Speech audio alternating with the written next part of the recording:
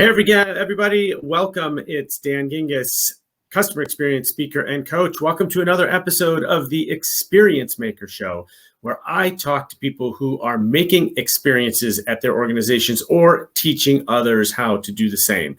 And my guest today has a lot of experience in this area. Very excited to talk to and learn from Howard Tiersky, who is the Wall Street Journal bestselling author of Winning Digital Customers, and who is also the CEO of From, which is a digital transformation agency. Howard, welcome to the show. Hey, Dan, thanks so much for having me. Thrilled to be here. Well, very excited to talk with you. We just featured your book on my podcast, Experience This, and it was a terrific read. So many questions about various stories that you told, but why don't we start with just having you introduce yourself and letting our viewers know who you are and what you're up to. Sure, absolutely. Well, I have spent the last 25 years or so of my career really doing one thing, which is working with large brands to help them figure out how to adapt to the world of digital. And of course, the world of digital has changed quite a lot during that 25-year period. These days, we use the term digital transformation. And the way that I always think of that and define that is that the world is going through a digital transformation. Our customers, whether they're B2C or B2B, have very, very different expectations and needs than they had 10, 15 years ago. And frankly, now with COVID, even more different as a result of the digital acceleration that COVID has brought. And so the challenge for any company is, can they change fast enough to keep up with what it takes to be relevant to the needs of today's customer? So that's what I've been doing for my whole career, basically working with a lot of, really been quite privileged to have a chance to work with many large global brands, from Avis to General Motors to General Electric to Office Depot to JP Morgan Chase, Allstate, and on and on, mostly working with these types of brands on these challenges. Yeah, that's awesome. And certainly, man, digital transformation certainly became a hallmark of 2020 as companies had to take 6-year plans and turn them into 6-week plans, which I think was pretty amazing. And of course, the result is we saw so much innovation that would have never happened. Can you talk a little bit about some of the positive things that you saw due to the pandemic from a digital perspective? Sure. Well, I'm a big believer in the power of good that comes from digital. Now, of course, we all know that there are some bad things that come from the digital world. Likewise, electricity, likewise, automobiles. Almost any innovation, you could see the dark side as well. But I think that digital is doing so much to make it help us more effectively do everything from educate our kids to shop, to find relationships, to healthcare. I mean, you can look at almost any industry and see that digital is making things more efficient, providing higher quality experiences, saving people time, making things more personalized. So as things move in a digital direction, my own personal belief and what I observe, both as a professional working with brands and also as a consumer, is that there's so much more good than bad. And so all that COVID has really done, and you really said it perfectly, is it's compressed years of progress into months. And the most important area where it's compressed that is in consumer behavior, because companies can never run faster than consumers are willing to adopt new digital capabilities. And what we saw was that when the opportunity to shop in the traditional way was taken away, to bank in the traditional way was taken away, to get groceries in the traditional way was taken away, to go see your doctor in the traditional way was taken away, people rapidly adapted and figured out how to use the digital platforms. And that's also true for the workplace.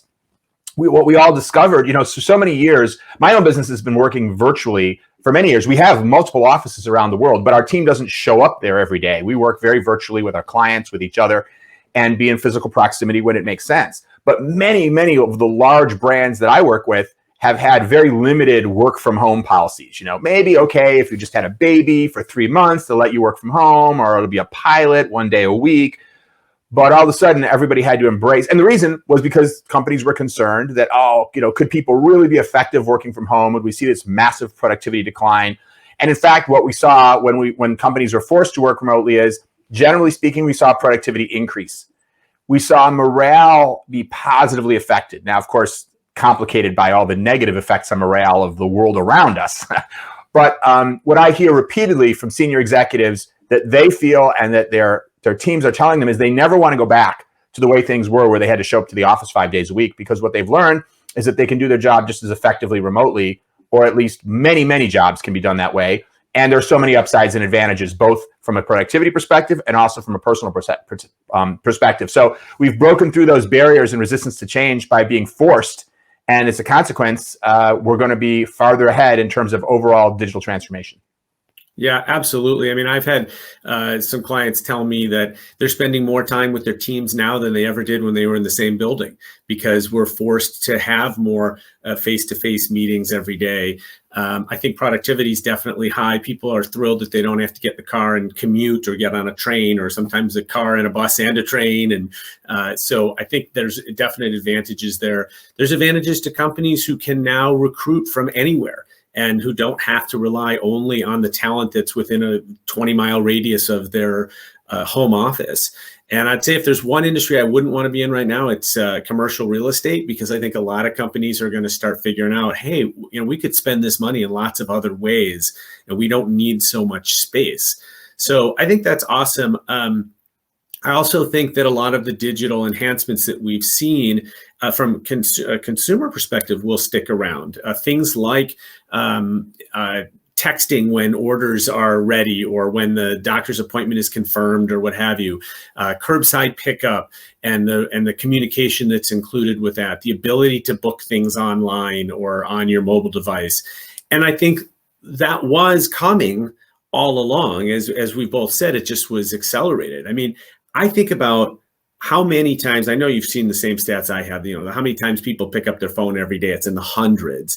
But even when we're doing things that are in real life, let's say when we're grocery shopping, I have my phone with me because that's where my list is. Mm-hmm. And, so there's always digital components, even of the physical experience. Absolutely. And I think that's critical for companies not to think of digital touch points and then non-digital touch points, because every touch point is a digital touch point in one way or another.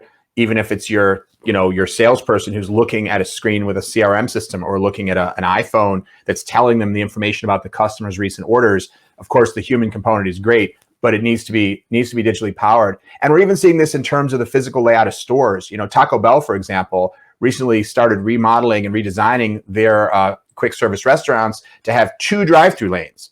One for people who are more traditional, pull up and go, should I have a tostada or a burrito? What do you think, Taco Bell? And then the other person who's already got their order placed, has already been texted that their order is ready, they can just breeze through and say, I'm here for my order, and pick it up, because you don't want those people waiting in line behind the people who are trying to place an order.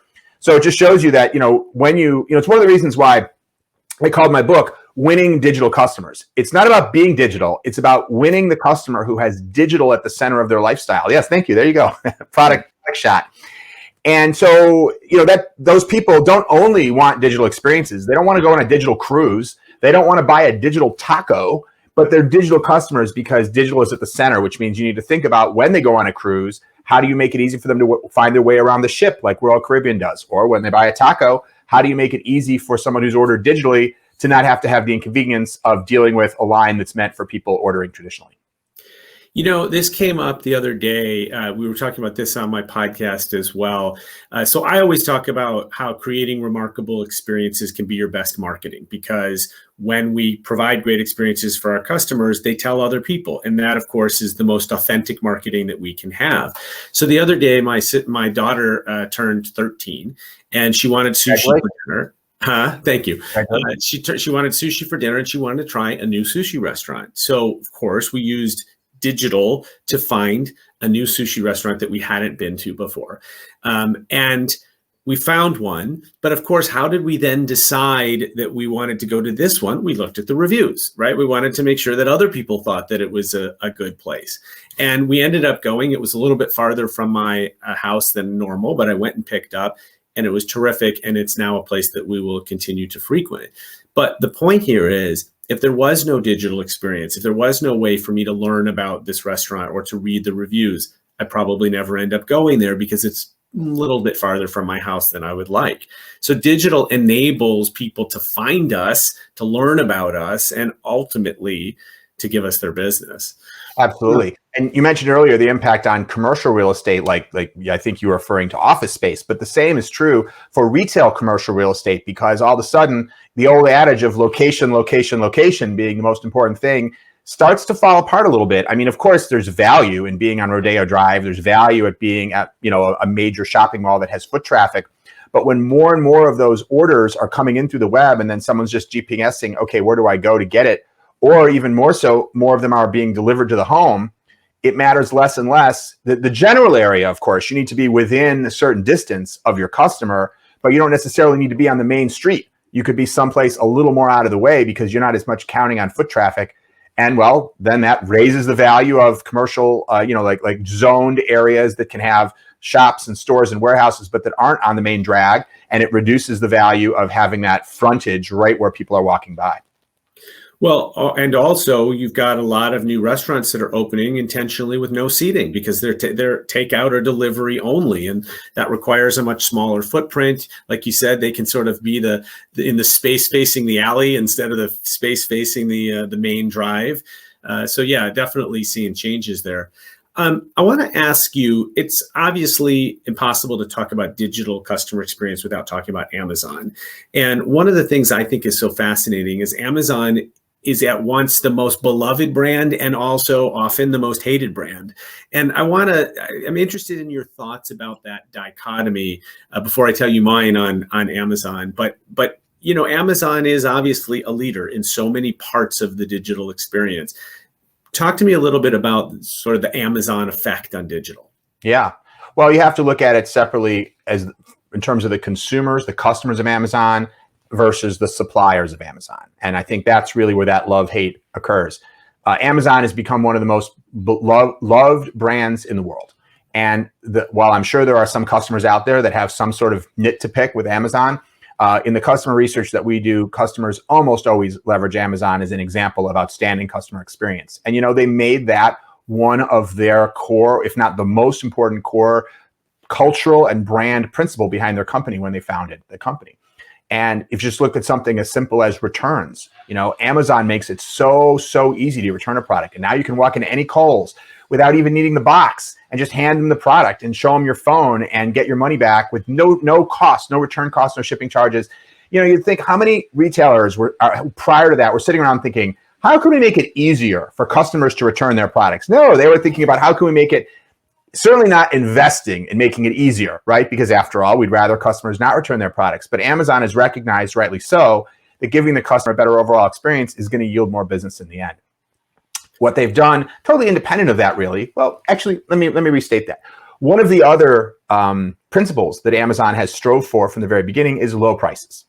And just like a Walmart, as a company gets larger and larger, they have a lot of clout in negotiating product. And as a result, they have become seen by many suppliers of product to Amazon as very aggressive in terms of how they negotiate not only the price, but also return policies and all those types of things. And so as a consequence of that, you're right, there are a lot of companies who feel like they're over a barrel with Amazon. They have to sell what Amazon at the price that Amazon demands.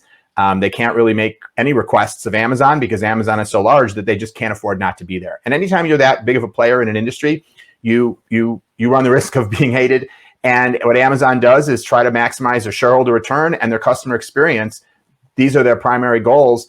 And yes, to some degree at the expense sometimes of suppliers.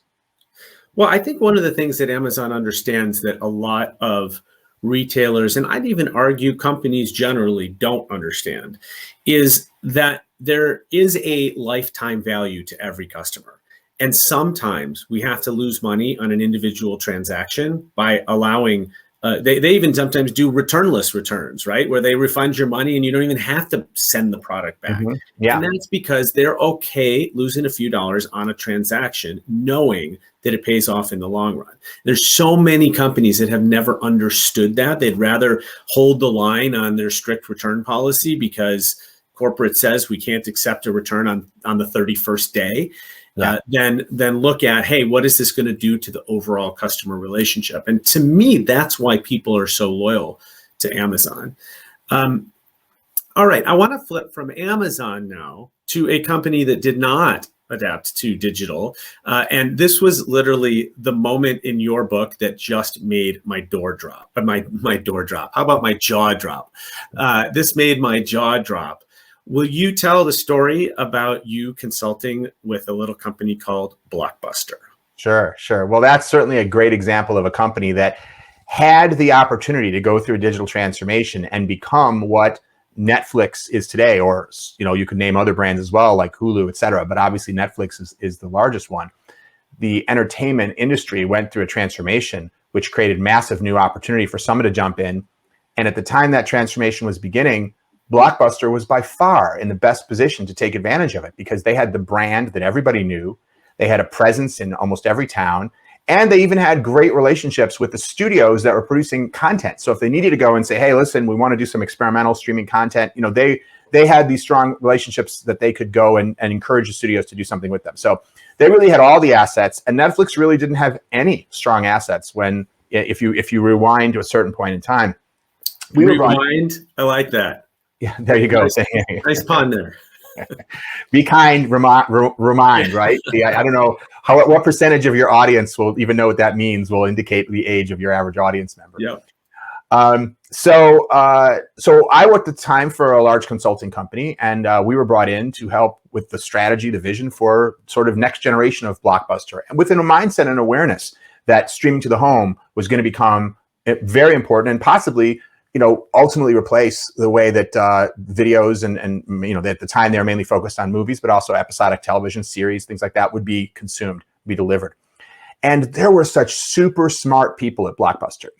People think that when they see a company that just didn't make the leap, that they were just clueless. But I got to tell you that nobody there was clueless. They understood very well that this was probably the future and that it was important. That's why they were investing in teams like mine to come in and help them build out the future. And we created prototypes and business models. And I'm simplifying the story a little bit, but the best way I would sum it up is to say nothing much really came of it, right? They paid for the ideation, they paid for the strategy, but ultimately they couldn't get the buy-in within the organization to actually do something big. And there were a variety of reasons. Some of them were at the time, the technology wasn't as mature as it is today in terms of delivering an outstanding streaming experience to the home. But really, I think that was mostly an excuse because everybody knew that bandwidth was going to increase. What it really was what I think is one of the biggest problems. People and companies tend to resist change, even when it's in their own interest. And, my own wife, sometimes I have to drag her to go on vacation just because she's home, she's settled. She's just like, oh my God, you mean I got to pack my bags and go off someplace? But I'm like, but Italy's so nice there. And I can usually convince her.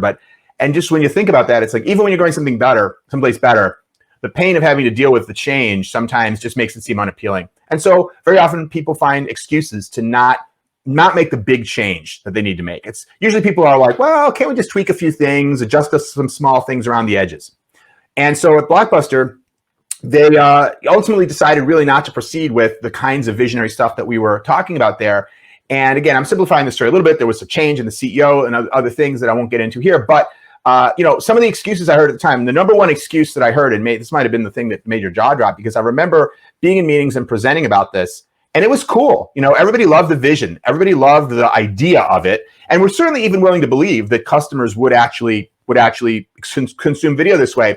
But there was one objection I just heard over and over. And you know who it was from? It was from what I call the retail store people. When you have people in an organization who they're 30, 40 years experience running physical retail stores. That's what they know. And then you come along and say, I have a vision that maybe makes retail stores obsolete over the next 5-10 years. That doesn't sound like good news, even if it's going to send the stock price soaring and make the company successful. It sounds bad for the guy who's the retail store, industry expert.